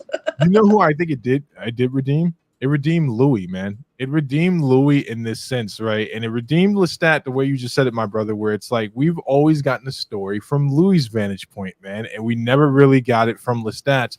And one haunting line that he said when he made Claudia was, you're going to regret this for the rest of your life, right? Yes. There's a reason that we shouldn't do this. And I think why that scene worked so well with them at the end, like in the beginning of it, Louis breaks the ice by saying the obvious thing, right? He's like, I'm sorry I treated this gift like a curse. I'm sorry for all the things that I did. That was great. Because it acknowledges right then and there, and okay, I'm just going to create a space here where I'm just talking. But if it applies, then let it apply, right? Mm-hmm. It's easy for all of us to be the victim in our own story, even in our worst relationships. But what it finally did was something that I thought was super brave on TV in this climate, which was the victim is culpable in their dysfunction and in that dysfunctional relationship. There were plenty of times where Louis could have got off the ride at the advent, right? If you really thought this dude killed your brother and you still went along with it, right? When do you start to become culpable in your own pain? And I love that he has to acknowledge that, and it redeems Louis, because I was watching a commentator before we got on tonight, and she talked about, as much as I love the scene in the movie, the book, and in the show where Louis gets his revenge at the theater, because of the show, I can't tell if Louis killing them because of what they did to Claudia, or if it's Louis from Bourbon Street because someone slighted him. Right, because he's an arrogant prick. Yeah, this Louis is filled with wrath and all sorts of negative. I did enjoy that episode when it's revealed that other side of the story. Yeah. Where we realize we've been lied to. Louis all passive in his story, but really he's a toxic ass fucking asshole. Yeah, bro. Like, he's only a bitch to date.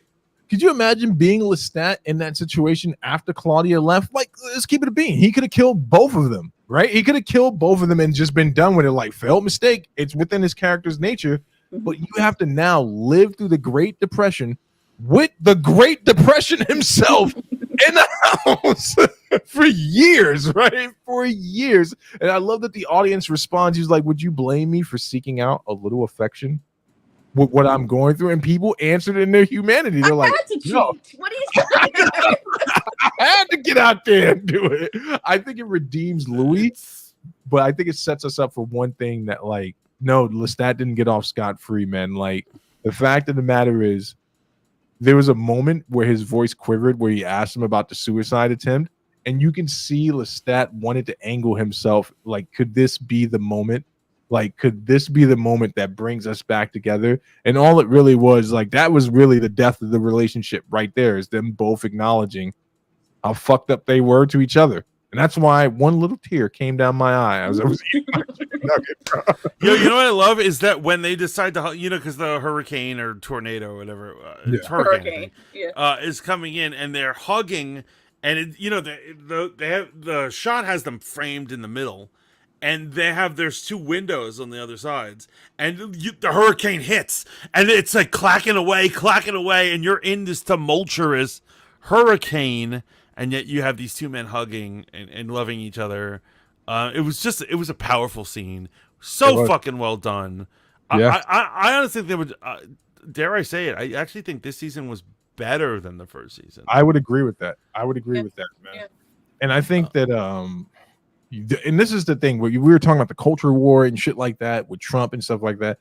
But here's the thing about this show, man. I think they did really well. If you're willing to be open to watching it, there was nothing in this show that made me think culture war. I can't tell you that at one point I was like, oh, narrative's being pushed, any of that shit. I was just literally like, wow, this is how you do this, right? If you're talking about representation, you're talking about expanding people seeing love on all its different spectrums. This show focused on love and not gratuity, and it landed so well because you're right. At the end of the day, I watched two dudes dick to dick standing there in the middle of a tornado saying their goodbyes to each other, and I didn't have a fucking problem with it. I haven't had a problem at all, although, you know what? I would like to see, do vampires ever have, in Anne Rice's universe, heterosexual relationships? There are some. Yeah. I would like to see some of that.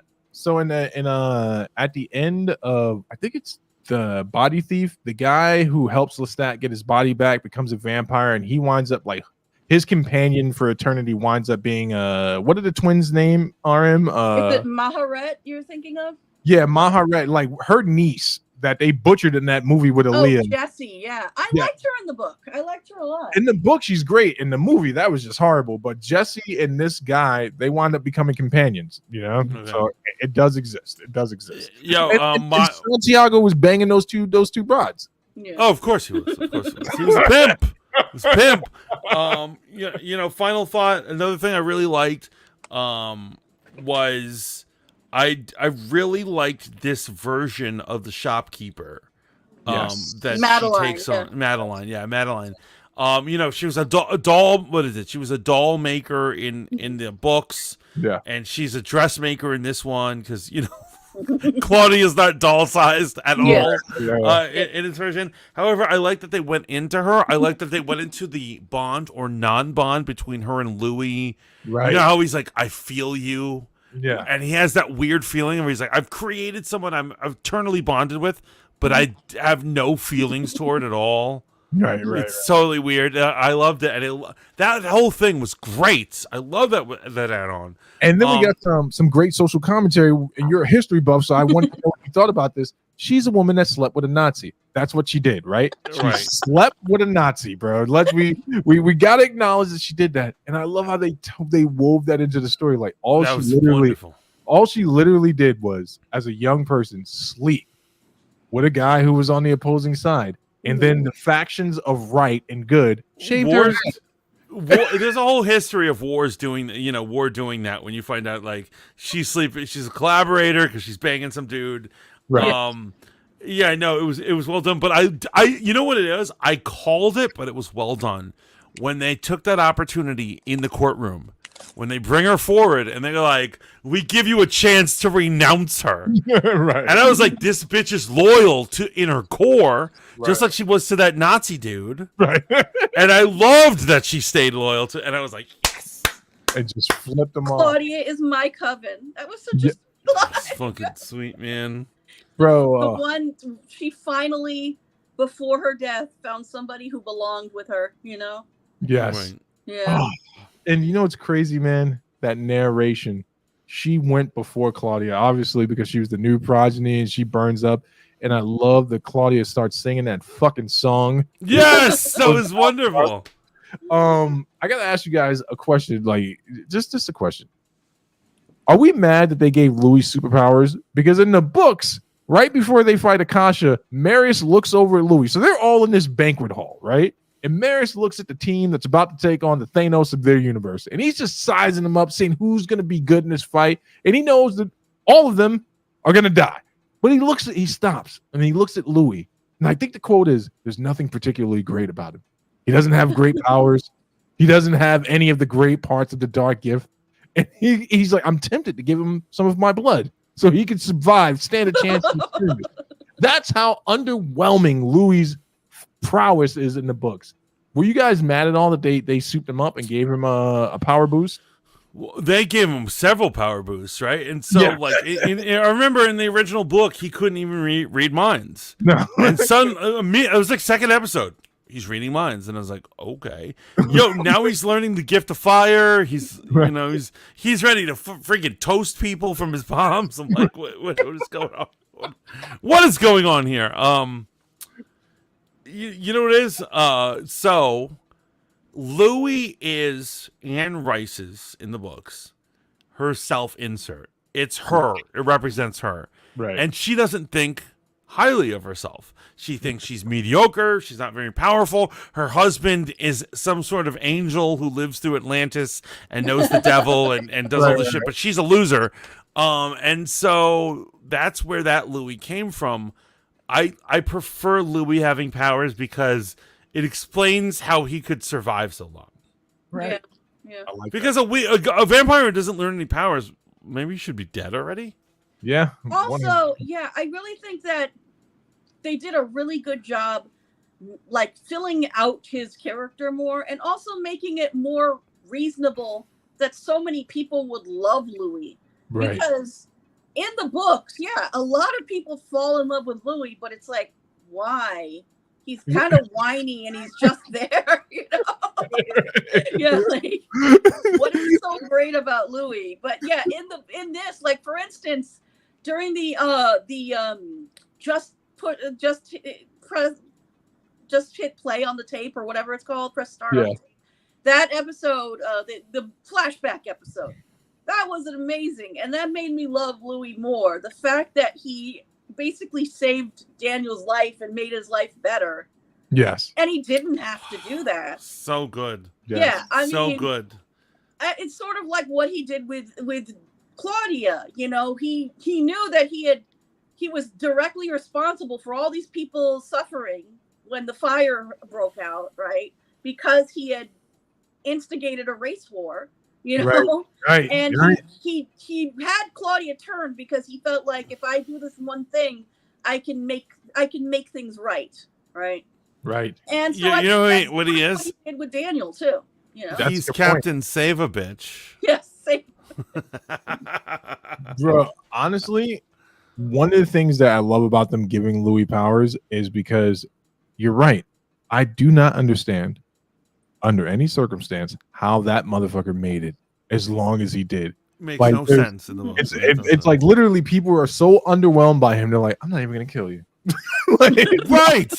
Somebody being like, you know what? He's so pathetic. I'm going to give him a power boost so that he might do something. And so that's Anne Rice shitting on herself. Right. And I have no time for this childish, see a therapist, Anne Rice, and give your character powers. I'm gonna say this, man. I have not been watching Game of Thrones. I haven't been watching House of Dragon. I jumped At ship. all? I'm gonna go back and watch it now, man. But like I said, the last time the three of us were on screen with each other, I'm just kind of over the incest. I'm over the baby killing. I got as much as I could out of that in 8 or 9 seasons in the original show. Like it doesn't really impress me. But by the way, there was recently more baby killing. I know, and I called it. I was like, I have no idea what's going on in the show, but I guarantee someone died a brutal death, and it was probably a small child. And then lo and behold. I will tell you this. I'm feeling a similar thing about The Boys. That I really like The Boys, but I'm tired of like the weird sexual, crazy, superpowered shit that they put on screen. They don't need to do it. They could imply it. They don't need to show it. And I'm like, what is up, man? So that's why this show is getting my 9. It's probably gonna get my. It would have got a 10, but I just, I'm sure I could find something wrong with it. I'm giving the show a 9 straight up because I literally walked away last night after watching the episode and I was like, thank you AMC, thank you for this. This was a really, really good show. You know what, I absolutely agree. I put this as my top tier show of the year so far. Right. Acolyte being 2. Hot tea is not even 3. I don't get me wrong, I am liking it, but like, this is the best show I've seen in a long time. This is amazing. And I'm go ahead, RM. Go ahead. No, I was just gonna say I was thinking about this recently because somebody said that this was the best show in the last 10 years. And I was like, is that over like blowing it up too much? And I was like, well, there was Succession and Better Call Saul, which are the other 2 in the last 10 years that I would say are like best of all time quality shows. And I can't think of any others other than Interview with a Vampire. So I don't know where I would put it on the list because 10 years, that's a lot. We're going back to 2014. Like I'd have to do research. I'm sure that statement can't be true, but I mean, like Severance has a good chance of being a really amazing show, I really hope season 2 is as good as 1. But I can't think of any like on the air shows right now that are as good as Interview with a Vampire. As far as just we are, Matt. Yeah. We are, Matt. We're actually ending that, and we're gonna do some final thoughts on other things. That was my final thought, man. I'm happy to talk about this with you guys, man. I'm glad we did this because great. Thanks for stopping by. Yeah. Are there anyone have any other topics before we close for the night? Well, okay, we got 15 minutes. We got to talk about Thou That Shall Not Be Named in the Wrong Room. Acolyte. Last episode 5. I'm sorry. I fucking loved it, bro. I loved it. I'm struggling over here, man. I'm struggling over here. You know what it is? People are coming around as well because if you notice that like there are people literally listing on Twitter, the stranger as their favorite Sith or whatever. So people are into this. Bro, I'm seeing a lot more positivity. I thought episode 5 was great. Yeah. I would say that it's one of the best. Now, okay, so I was talking to Mantis earlier. Steve, are you familiar with Shad Brooks, aka Shad Diversity? This nerd who loves to talk about sword fighting. No, never heard. He's a Hema guy, which those are nerds who cosplay like knights, and they claim they do a martial art, which is just swords, and they claim they're learning the way knights fight. Okay, and copy so that. that's his thing. So he likes to talk about shows, whether or not they have realistic medieval weapons, and then also about sword fighting. So he basically slammed the sword fight, the lightsaber fighting in this last episode. I really wish that, I guess maybe next week you guys will talk to Courtney about all this stuff. Yeah. But I think that he was being a dishonest, or what is it called? Bad actor. Yeah, bad actor. There you go. He was slowing down the fights in order to pick apart the way their form was and all that stuff. And I would say that that's not how it's meant to be seen. No. You don't go into a dramatic scene and slow it down to see how the actors act. So I would say, martial arts or sword fighting is not meant to be slowed down. Right, absolutely. Especially when this has so much special effects, not just the lightsabers, but the cortosis effects. Yes. Are a big part of the scene. And he's ruining that by slowing it down. I think that was an amazing scene due to all of that together. And there's so much tension in that scene. And so I've been watching all the other nerds who know about fighting. And I guarantee if I said, let's square up and put your theories to a test, like none of them would be able to handle conflict. Here's what I saw in that fight scene, right? And I was talking to Mantis about this you need to challenge Screen Crush.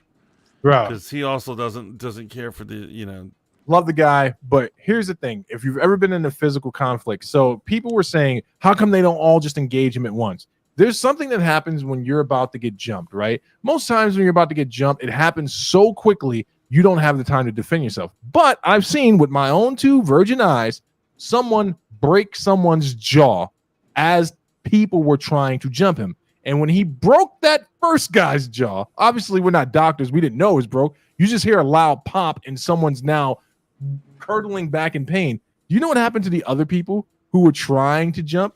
They paused. And then he started putting hands on all those dudes as well. And that's what I got from the fight scene, man. One, the Jedi have not fought another lightsaber combatant in 1,000 years. So they're taken back on many different levels. And actually, I would like to point out, a lot of people are like, well, don't they spar each other at the temple? Exactly, spar. Sparring is not fighting. It's not absolutely the same thing. And I would also like to jump on that because your boy Killmonger Jedi actually said it as well. They're fighting someone with an intensity that's trying to kill them. He's not engaging in civilities and like the rules of combat. For God's sake, the man just headbutted a lightsaber. If I was involved and this dude headbutted a lightsaber, yeah, I might twirl my lightsaber a couple of more times. Like, oh shit, this is real. Matt has no, and another thing is that they kind of like they don't realize that when you're in a group activity trying to attack somebody, you don't all just mindlessly run like a lemming and go ah. So you look for an opening and you're like you're going to be decisive of how you're going to move in, and so people are criticizing that as opposed to Revenge of the Sith, where literally the Jedi who try to arrest Palpatine are standing there. Yes. If you look at it, these guys are like, oh, how did I get killed standing there? At least these Jedi are twirling their weapons and they're kind of looking for an opening. You know what it is? People will never get enough of complaints. Yeah. And so I'm looking at Screen Crush. And once again, I always have to find guys who are like annoying. And so Screen Crush was like saying, he's just like, this lightsaber fight didn't work for me. And then as he keeps talking, he eventually says, guess what he says? He says the final lightsaber fight in Revenge of the Sith with Anakin and Obi-Wan didn't work for him as a lightsaber fight. Yeah, and at that point, I was like, you have no credibility at all. Bro, you know what's crazy? Which fights does he like? This is the thing with the haters. What do you actually like then? Nothing. Right. Yeah. What is acceptable in thy eyes? Yeah, I just got to speak to the Revenge of the Sith thing with the Jedi standing there waiting for Palpatine to kill them. Again, this proves my theory. If an old man spins in the air towards us and some inaudible sound, some death screech sound happens when he does that, that's probably going to make me go, oh shit, what the fuck? Right, and he kills one of you instantly, and you're like, what the fuck? And you're gonna second guessing whether you're charging in. And people don't realize that people are discerning about whether they run, and a lot of people are like, why don't they all work as a team? People don't realize, another thing they don't understand is you have to learn how to work as a team. Right. Like if all three of us were armed, we would have to learn how to work as a team. We don't instinctively know that. Right, and I know we're going to talk about it when Shaolin comes up, man, but I think there's a reason that Jackie died the way that she did, man, and it was foreshadowed in her training. Yo, she went balls to wall in that fight. Like, she had more balls in that fight than every other Jedi there. Yeah, I got to give pushback. Matt's like, the Acolyte sucks. He says the story sucks, though. No, it doesn't suck. There's literally nothing wrong with the story. The story is totally fine. It's a normal mystery. I'm having fun. The world is having fun. There's nothing wrong there. I name a mystery that's better or something. I don't get it. But that's my closing thoughts, man. Shout out to you guys, man, for Matt says Jackie isn't dead. According to Star Wars lightsaber to the body, she'll be back. No, she's dead. Oh fuck. Okay, closing thoughts. I'm so sorry. Yo, your boy from Ahsoka, what's his name? Steven what's the guy's name that we all love from Ahsoka? Ray Stevenson. Ray Stevenson's character is being recast. Sounds like Disney has learned from their mistakes. I think we all know who it's going to be based on the outcry. Steve, why did you just jinxed it? Just jinxed it, because now it's not going to be who we want it to be. I hope it's this person. I won't say their name aloud. Because remember, there's negotiation behind the scene, and so we don't. They might end up with some ghetto actor, some hobo. And then also, obviously, nothing confirmed, but it does look like we're getting the mother in season 2. So I'm glad that his story gets to be continued. I'm glad we're not going to go through another Wakanda Forever where it's like he dies off screen and nothing makes any fucking sense and it's all falling apart. Yeah. That's all I got. They have to recast correctly, though. They just can't recast any idiot. What up? What up, Kaloli? Kaloli in the always good to see you. The Earth Male fight is my personal favorite. Darth Maul. Darth Maul. Okay. That's autocorrect, I assume. Darth Maul, fucking autocorrect. Yeah, that was funny. It's like Earth Male. What did I miss? Oh, Matt says we sound like Grace Randolph, who, by the way, hates afros, and I want everyone to know that. Oh, you want to talk about this? Let's talk about Roxanne. If I ever find her in a dark alley, she's gonna be sorry. That's all I'm gonna say. So she has stated that having too much hair as a black man is political. And she says, she said for Mr. Trigger, she's like, I wouldn't cast this on that character. How does she live in New York City? I think she must take Ubers everywhere because she's like afraid to take the subway. There's no way she takes the subway. I'll tell you. Actually, I'm not going to say it because it's going to sound like bigotry or something. So, here's the crazy part about it, right? She said, I would have just focused on making him cool and sexy, as if black males can't exist in her world with a natural haircut. Man. But once again, it has to have a short haircut because, the fro offends her. It's too political, as she said. It's political to have black hair. Fucking brilliant. Thank you. Fucking commentator of the year. Of all the things that accidentally say that are racist, that was the most racist shit on the internet like that week. And it was she has done stuff like this over the years, but people, here's what it is. Her fan base, you know, people have like different fan bases. The Quartering has trolls, Right. and you know, who's that Turkish guy that I hate so much? Star Wars. Hassan? Yeah, Hassan Pike. Hassan Piker has bitch ass fools, and so her fan base is filled with, I guess, like-minded weirdos. Yeah, because they agreed with her 100%.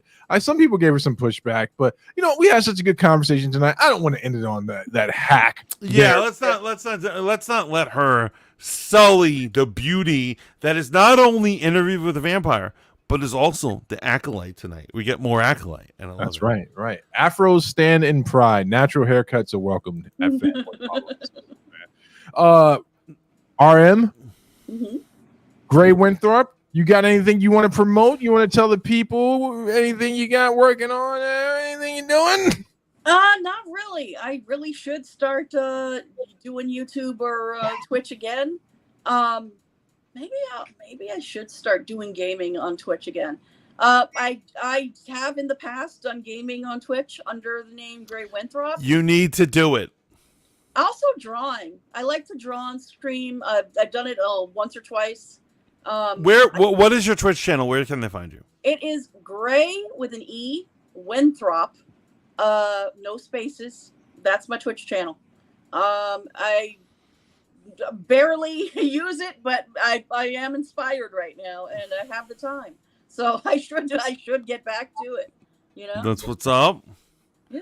Folks, you know where to find me. Thursday nights, Sunday nights, over on Riz Radio Live 365, shitting on your favorite hip-hop artists and you for enjoying them. Yes, I love how your show is slowly mutated into that. I'm like, there's nothing positive about the community at all in this. But you know, you can find that on Live 365 under Riz Radio, or you can just go to rizradio.com. Also, Fanboy Modeling School is on during the evenings, 6 p.m. to 10 p.m. weekdays on Riz Radio, and every Sunday at 6 p.m. to 10, you get Burn Your Degree, my crazy takes on everything going on in the week that I haven't already jammed into this program. So there's a lot of takes. There's a lot of reasons to hate, to talk shit, to make people feel bad, and the Mantis is bringing it all to you live on Live 365. The Riz Radio. Please check us out, guys. Until next time, we are taking off, guys. Great. Thank you for stopping in. Thank you for having it. See you. Ciao for now. Good stream, guys. Sorry I missed most of it. Don't even worry, Matt Cat. Thank you for stopping in.